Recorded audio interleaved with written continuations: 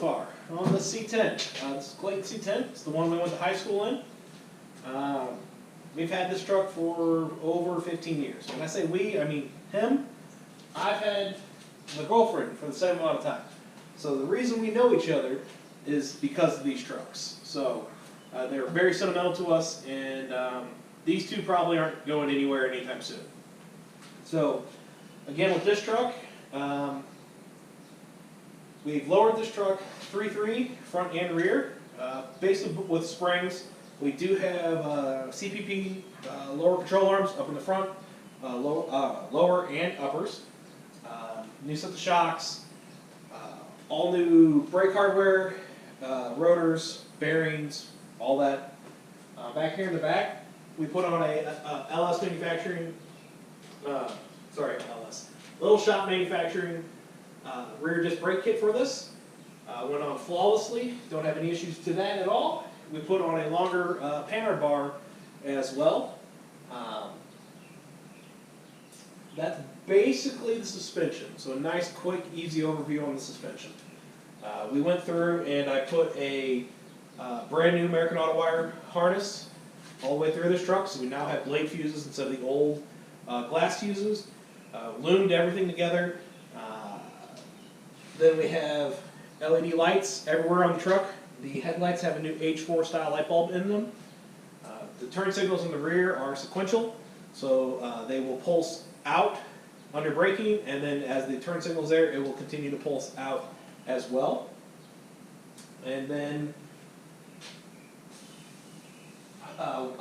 we wired this truck up to have lights in it for the courtesy lights. This truck never had that, so you would have to originally mess with the headlight switch / dome line to turn them on, but now the truck has that, no problems, both sides work for that.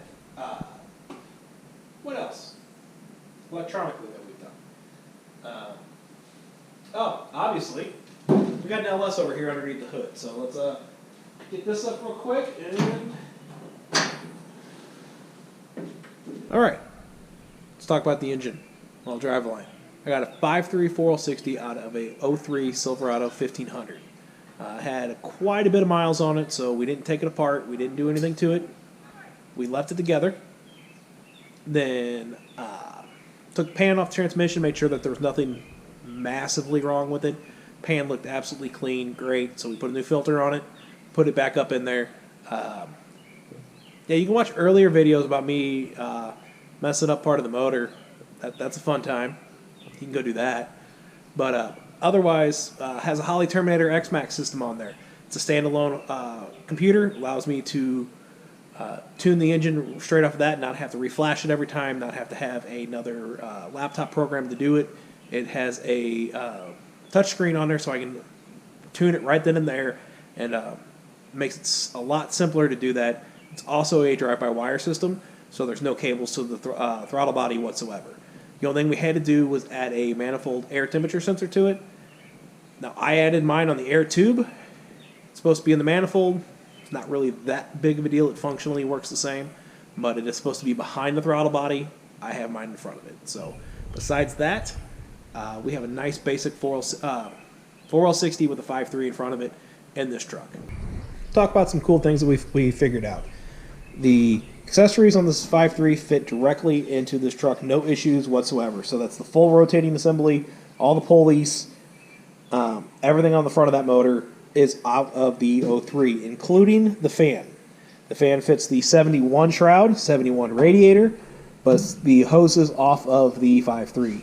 So all that fit really well. Our speed engineering headers, clearance-wise, fit really, really well.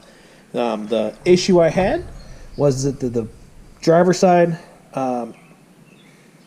outlet was aimed down, the collector was aimed down, and the passenger side was aimed pretty straight. So the driver's side actually has a little bend in the exhaust system to make it back up to the frame rail to clear everything. Wasn't too happy about that, but it is what it is. Sometimes when you're putting this together, that just is what's required. But for anybody else out there wondering, that is one thing that we did have, one issue that we did have to it. Here is the manifold air temperature sensor we put in. Now I tapped mine in on my air tube, and it's screwed straight into here. It's supposed to be in the intake, but there's functionally no difference from the front of the intake to this part of the tube. It is in front of the throttle body that's here, but it does function correctly. So everything there went well, very well. So let's talk about the body on this truck, because I didn't do anything to it. Pretty easy on my part. So, wait, I lied. Move the fuel tank. It was right here. Filled that in, welded all that up, made sure that it looked really good. Primered it up so to make sure it doesn't rust. So we fixed that issue. In the process of doing that, we moved the fuel tank to the bed. I knocked down the rib that it's sitting in, so that way it's got a nice pattern to it, so it kind of looks factory. But that way it's hidden there. Obviously, I can put fuel in it. It's right here. It's not that big of a deal. Holds about 17 gallons worth of fuel. But otherwise, we didn't do anything to this truck. So the rockers on this side are fairly decent. They've been replaced.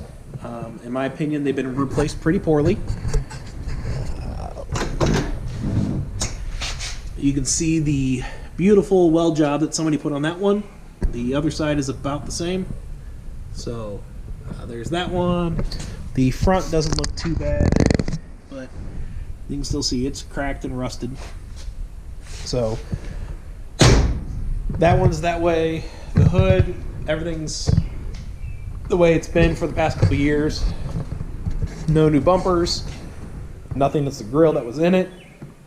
All the bezel, the paint's flaking off the bezel. Passenger side's the side that's rough. As always, the reason why the passenger side's always rougher is this is generally the side where all the salt in the wintertime gets pushed to, and therefore this is the side that gets packed up and rusted out the most. So passenger sides are generally rougher than driver sides. Missing a couple pieces of trim, but mainly I'm missing the clips, so we're going to have those ordered, put those on later. I got a piece to go here, but that'll help keep the trim from rattling out of it. But otherwise, we didn't do anything to the body at all. All right, moving on, we have the interior. As I stated before, we now have lights that light up. The dome light turns on, floor lights turn on, everything turns on, so that's nice that we have that now. You know, we've moved into at least the 1970s. Well, this is a 71, but maybe the 1980s. We have door switches in here. These door panels, if anybody follows me on Instagram, these are off the red four-wheel drive truck that I did, the big one. These came on that truck originally. We had them laying around the shop. Klayton didn't have door panels, so we got some freebies on here. This does not work. Stop doing this. So, new vintage dash. Absolutely love this dash. Goes together very well. Love the way it looks. All of my gauges are factory styled. And this one, actually, I have it set up that the speedometer works off of a GPS unit. So that way we're always getting an accurate vehicle speed. But again, love that dash. We don't have a radio because we're still deciding what we want to do with that. Holley system's hidden over in the glove box. We did take the USB, or we put a USB charger in here instead of having a cigarette lighter. There's really no reason for us to have that, and why have the adapters and everything when I can just put a USB one right in there. You can see the door panels obviously on the other side. These seats Klayton's had for a while. They are an aftermarket Buddy Bucket style seat. We're not sure where they're from, but they're not factory seats, but they look factory, so we kind of went with it. Besides that, we went with vinyl floor in here. Klayton's had that for a while, so again, we kind of pieced this truck together, but it's absolutely great in the situation that's there. There is a lot of rust on the truck, but we did as much as we can to subside the rust from getting worse than what it actually is. So, speaking of a little rust prevention, so some things that we did. We sealed the cab corners off inside and made sure that no water is going to get up into the driver's compartment. Same thing with the rockers, inner rockers, and the corners of the toe boards. We sealed the roof up, made sure that the top of this, where the rain gutter's at, was sealed up. And then we welded in a patch panel on the old fuel tank. Speaking of, we moved the fuel tank to the back. Where it's at back here is pretty easy to still get to. You can see that I can get to it. I'm leaning over the tailgate, so the tailgate's still up. Still get to it, put fuel in it. It's got a 16-gallon tank back here in the back of it, but should be getting some decent fuel runs on this, so he can daily this around. It's going to get better than the truck he has now, which gets about 8 miles to the gallon. So.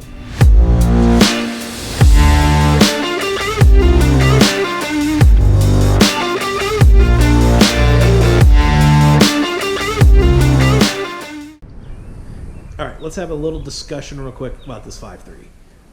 It is stock, absolutely stock, with a lot of miles on it. And we built a truck that we can drive, something we can daily go have fun with, go get ice cream, go get food. It's not going to cost us a ton of money to drive this thing around. Could we have made more horsepower? Could we put a bigger motor in it, different cam, different heads? We could do everything in the world to it. It's not that big of a deal to do that. But we didn't because we wanted something that makes decent horsepower and goes and has fun. People are like, well, is it making 500, 600, 700 horsepower? No, it's probably making like 300, maybe, which is twice as much as this truck made in 1971. It's still absolutely a ton of fun to drive. You don't have to have 600, 700, 800 horsepower to go have a vehicle you can go have fun with and drive and enjoy. We're here to build stuff that you can go have fun. And can you get in trouble with this truck? Oh, yes, you can definitely get in trouble with it. But it's not meant to be a race car. It's meant to be something we can drive on the street. So that was one of the big deals about this truck, was making sure we didn't go and build something that was a big horsepower drag car that end up being a track car. That's not really what we want to do. Yeah, I know you can daily your 1,000 horsepower vehicle all the time. People do it all the time. I get it. But not everybody can afford to do that. So this build's kind of letting us build something that the everyday person can put together and drive and enjoy and have fun with. So I don't know. It's a personal pet peeve of mine that everybody always wants to go out and measure how much horsepower they have. And you're like, can we start it up and go have fun? People forget about actually driving the vehicle and enjoying the vehicle and having fun with it, and not just, well, mine makes 1,000 horsepower. Well, if I know somebody with 1,000, I know somebody with 1,500. If I know somebody with 15, they got 2,000. It never ends. So let's just build things that we can go enjoy and have fun with and drive and not get ourselves in too much trouble with.